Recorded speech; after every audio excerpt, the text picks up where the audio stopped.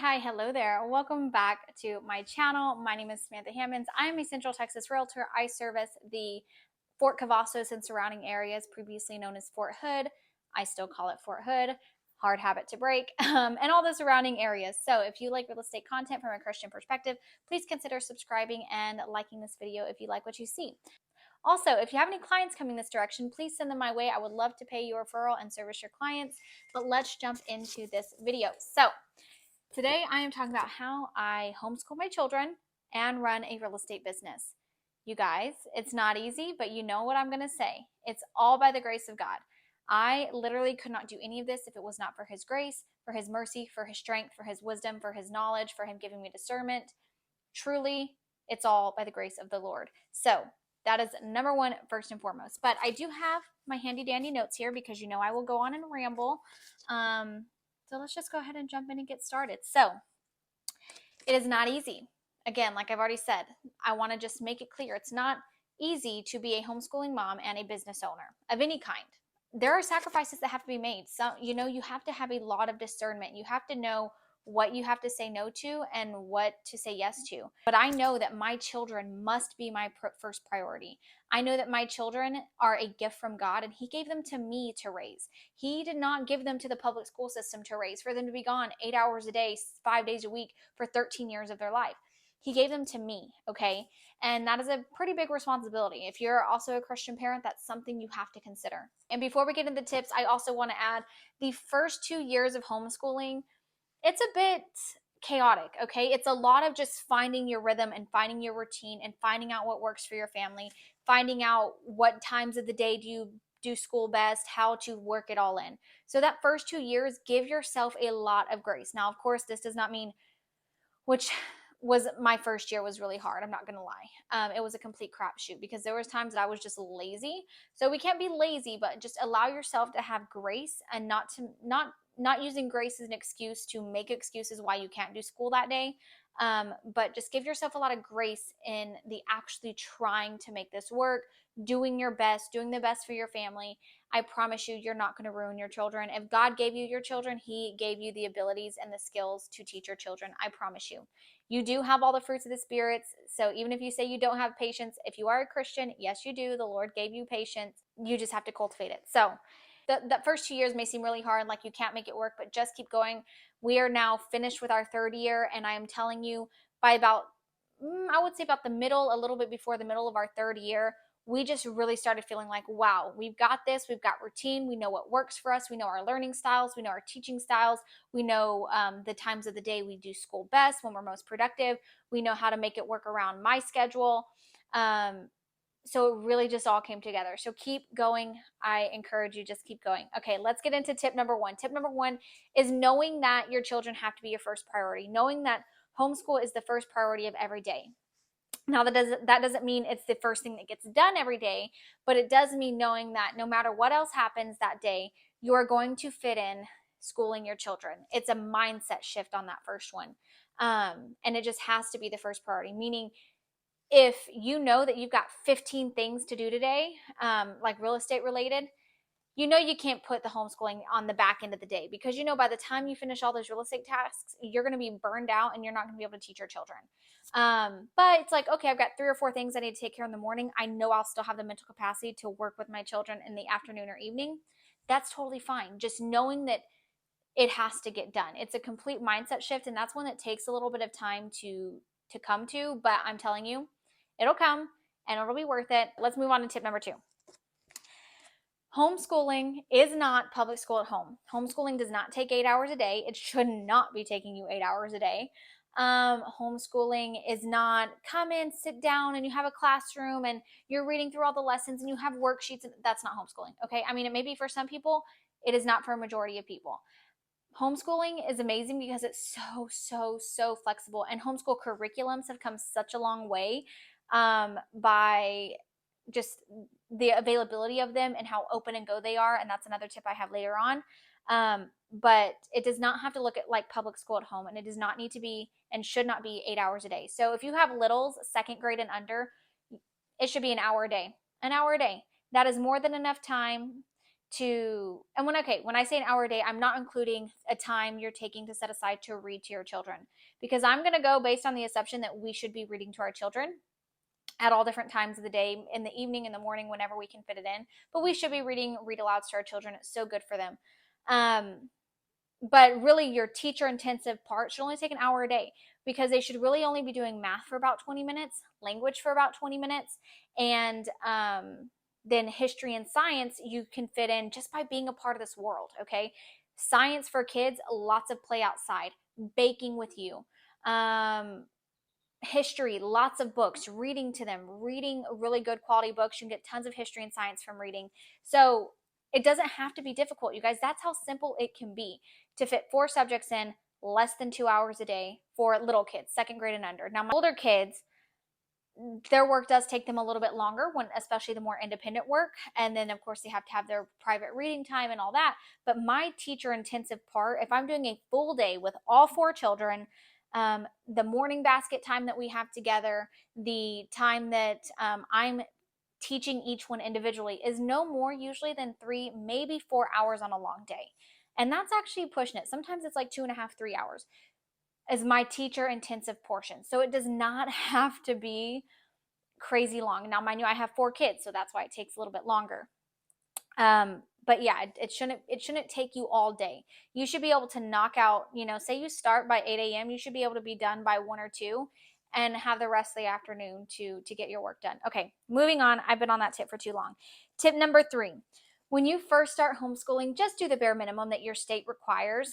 So for example, in Texas is like the most lenient state. We literally have no reporting whatsoever, but we are required to do language, math, science, history, and I think like civics, which I don't really even know what falls under that category, to be totally honest. But do the bare minimum that your state requires. So for us, in our 2nd year of homeschooling, literally the only curriculum we used was math and language, and we made sure to get that done every day. And our history and science was just all reading books, like reading books and being a part of this world, and baking and nature and that kind of thing, while we're finding our group. The reason I say do the bare minimum that your state requires is because it does take time, like I said at the beginning of this video, to find your groove.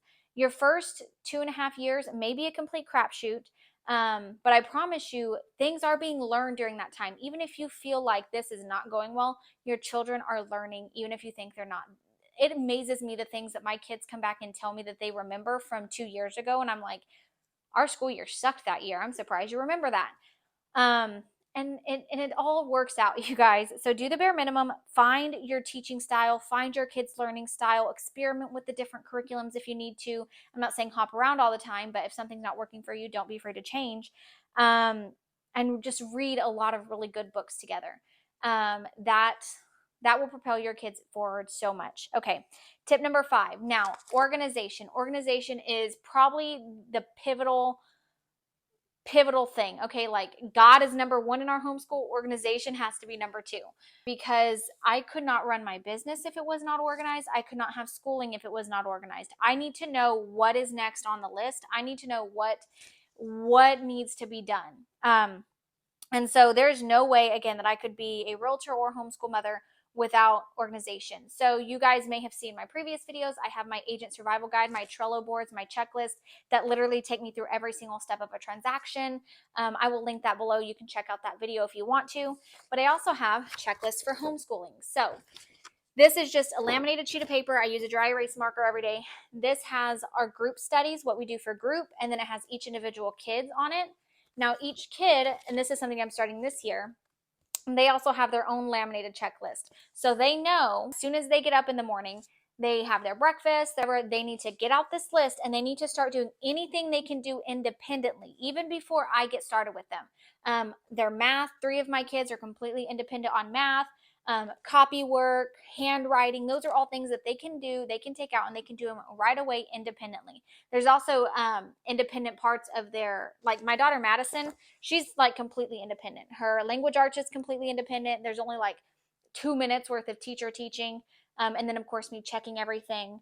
Math is completely independent online. Typing, she knows how to get into her typing. She knows how to do her reading, independent reading. Handwriting, the only thing that's not independent for her is her health education. and I'll get more into this later. Each kid has their own one of these. They know they can get it out, go through the list. And then what's on here is basically the same thing that each individual kids have, each of the individual kid has, but I am able to go through and make sure everything gets done for the day. So checklist, organization, super important. As also part of organization, each of my kids has their own little like cubby hole in our bookshelf, so they know all their stuff is there. Easy peasy. And then again, I'll link the Trello boards down below that video so you can see how I organize my real estate business, but we ain't got time for that in this video. Tip number 6 is using an open and go curriculum. What is open and go? So there's so many different types of learning styles out there and teaching styles. When you jump into the homeschool world, you might hear about Charlotte Mason and eclectic and this and that, and just all these different types of homeschooling methods. My favorite method is the open and go method. I don't know if it's technically a method, but it's basically the curriculum I use. Literally, I have no prepping and planning. I can open it up and it tells me what to say, when to say it, basically how to say it. Here's the lesson for the kid. Here's the questions they need to answer. Everything is open and go. So there's no planning involved. Now, if like say a lesson, 5 lessons above needs supplies, it'll say, hey, don't forget to go get these supplies for this lesson that you're going to need. I absolutely love it. Again, I'm going to get into what I use, but using an open go curriculum is probably one of the most important things. I would love to be a Charlotte Mason homeschooler, which is lots and lots and lots of reading, but I know it's not going to work our lifestyle. Me being able to run my business and the lifestyle my kids have and the activities they're in, it's not going to work. So we have gone with this open and go method, and we really like it. So tip number 7, and we're almost done here. Stick with me. Tip number 7 is not teaching subjects that you just can't teach. For example, and most people, it's math. I cannot teach math. After 3rd grade, I'm done. I'm checked out. Again, the curriculum I use right now is open and go for my youngest. He's about to start math level 1. He did kinder last year. He'll be doing level 1 this year. I can teach that. But once you get past that 3rd grade level or even 2nd grade level, no. So starting 3rd grade, they go on and they do their online math, which is teaching textbooks. Again, I'll talk about it at the end, but they do math online. There's tons of online math curriculums you can use, and that is a way to cut your teaching intensive portion down by a lot. Of course, you'll still have to go on, check it, make sure they're not cheating and all that stuff, but it also teaches them computer literacy, how to use the computer, all things that are very important. So teaching textbooks, online math, whatever, that is something. There's also social studies or history. And also, like, for example, my daughter, she's going to middle school this year. When she gets into high school, most of her stuff will be like online intensive because I'm not teaching high school like economics. It's just not something in my ability. But there are so many amazing programs like BJU Press, for example, that teach really good online distance learning types of programs where it's still like self-paced and all that, and it's still homeschooling, but I don't have to be the one that's teaching it. So that's tip number 7. Tip number 8, and lastly, but not the least, is if you're able to do year-round homeschooling. This is because, every state has a required number of days you have to do of homeschooling every school year or every year. So year-round homeschooling allows us the freedom to maybe take more breaks if we need to. Sometimes work seasons are a lot busier, and so school gets a little bit less and I have to work a little bit more, but then other times work is slow and school gets a lot more labor intensive and I'm putting more effort there and we're getting more lessons done there. And so doing year-round homeschooling basically means that there's no set start and finish date. We start a curriculum book. Once that book is finished, we can wait a couple weeks or we can jump right into the next one. This year we actually are doing more of a summer break, but that's only just because of the way our schedule is this year. But for the most part, there would be no summer break. Our longest break is usually in the Christmas time or in like December. The past 2 years, we've taken the whole month of December off. Doing year-round homeschooling allows you to fit in all the days that you're required to homeschool, complete the curriculum, but there is no worry about when we start and when we finish, or we have to be done with this textbook by this time or any of that. If we need to take a week off here and there, we can because we school year-round. We actually end up doing more school, like more days of school than the public school does, just by the way everything works out, even by taking a couple weeks off here and there. So that's another tip, if it's something that works for your family, is doing year-round homeschooling. Now, let me show you, I'm sorry, I know this video has been long, but Let me show you exactly what I am using for homeschool this school year. Hey you guys, it's me. I'm sorry, I'm editing this video and I just realized how long this video is. It's almost 30 minutes long. I'm going to put my curriculum picks in a separate video. Just trust me, it's needed. So that video will be up shortly after this, if not already. Go check it out and you can see everything I use to homeschool my children. So see you there. Bye.